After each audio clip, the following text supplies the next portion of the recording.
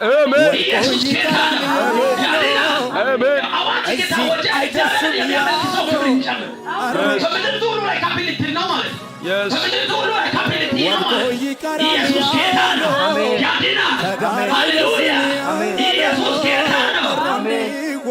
ዳንኤል ከነዚህ ከሦስቱ ስድራቅና ማስንቆ ከሚባሉ ሰዎች ጋር እግዚአብሔርን የሚያመልኩ ሰዎች ናቸው። ዳንኤል አራተኛ ሆኖ ሳለ ወደ ባቢሎን ምርኮ የገቡ ሰዎች ናቸው። በሚገርም ሁኔታ እዛ ምድር ላይ ቁጭ ብሎ ቀንና ሌሊት ዳንኤል እግዚአብሔርን የሚያመልክ ሰው ቀጥሎ ደግሞ በጥበብ ኃይለኛ ነው። ብልጣሶር በመባል የሚጠራ ስም አላቸው።